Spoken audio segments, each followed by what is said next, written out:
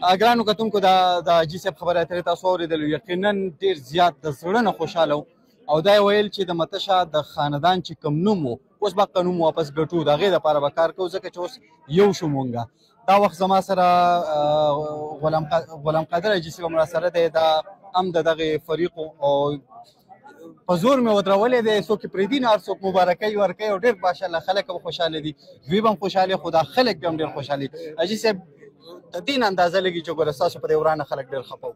ډېر خفه وو، ټول باجوړ خفه وو. زموږ څخه خدای باجوړ سل ځل غم راځی کړی دی، هر سړی سل په غمونو کې راغلی دی او په دې خوشحالۍ کوم ټول داسې راغلي چې سهار نه شروع دی او د اوسه پورې زمونږ مبارکۍ نه خلاصېږي. زمونږ مبارکي قبوله کړې، قبوله کړې ده، خدای هم خوشحاله کړه او الله مې حفاظت وکړه. ډېره مننه، ډېره مننه. دا راته ووایه چې دې جرګې غړو د ډېر غټ وخت نه دا جرګې را روانې وې او اخر دا خدای کامیابې کړلې، خو دوی حوصله بېلله نه او کامیابۍ سره تمام شو.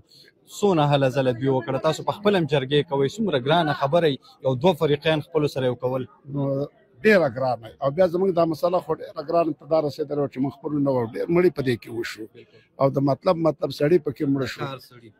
خو بس دې جرګې کوشش وکړو زاریګان یو بل ته وکړو، بس موږ هم په دې اړه کې وویلو چې بس نور خپلې ګوښې په خپله نشو غوڅولی، ګنو ټوله یې نه زموږ خپله تلې ده، ټوله یې نه زموږ. خو دې جرګې سره د خدای ډېر ښه وکړي، که هغه د سلطانزی ملک دی، که حیاز ملک دی، که زموږ د سلارزو ملکانان دي، ټول ښه په اخلاص راغلي او په خوابخان راغلي وو، خو الله به نه و راضي شوی. بس اخره کې دا دوه کسه راغله او الله راضي شو. خیر تاسو نه دا خوشحالي ولیدله؟ څومره خوشحاله وي والله پرې نه یم خوشحاله.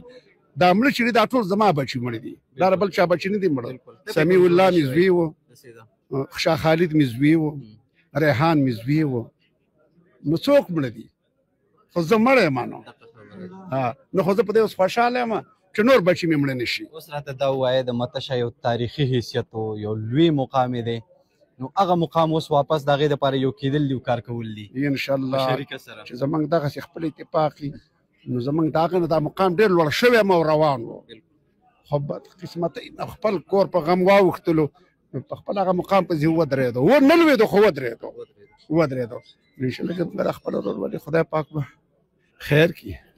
باجوړ زموږ باجوړ دی او دې کې به موږ دا خدمتونه هم د خلکو کوو، زموږ هم خلکو وکړله. ډېر خلک داسې دي چې د هغوی دښمنۍ دي، اوس هم په باجوړ کې تاسو هم روغې جوړې کوئ، خلکو له ځای که نه هغوی ته څه پیغام ورکوئ؟ لکه په تاسو تېره شوه نو هغې دا پیغام ورکوو چې زموږ څونه نقصان وشو، که مالي راته وایم او که جاني راته وایم. جاني ډېر نقصان، مالي ډېر نقصان وشو، په هغه نه یم خفه، خو په دې جاني ډېر خفه یم.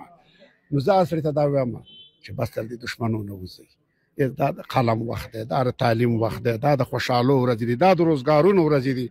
دا سره جاهله شی روان کړه چې موږ په سر ونه رسوله، د چا پلار یې نشته رسولی، پټی مې هم ډېر و او ورڅ مې هم ډېر و، خو دونه پې محتاج شوم او دونه ووالی شوم چې د ماته شاه ملک د نوم کیسې خو تا واورېدلې، خو نن زه دونه پرېوتی وم چې هېڅ هم نو بل سړی به څه پاتېږي.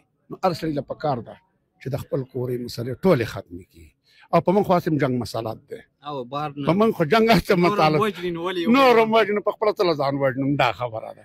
ډېره مننه، ډېره خوشحاله شم. دا حاجي صاحب د اخرۍ خبره چې نور هم وژني په خپله ولې یو بل وژنو، خپلو کې به جوړ شو، د نورو ته به یو شو، نو انشاءالله دا مسلې به ټولې حل شي. دعاګانې به کوو، ډېره د خوشحالۍ موقع ده او ویلی کېږي چې کله زړونه خوشحاله یو کومه دعا غواړي نو قبلېږي هم. نو نن ټول باجوړ زړونه خوشحاله دي او دا دعا غواړي چې نورې کومې دښمنۍ دي الله دې وکړي چې د جرګې مرکې په لاره، د خبرو په لاره، د دې قومي مشرانو د محنت او د کوشش په لاره باندې دغه هم په دوستۍ باندې بدلې شي.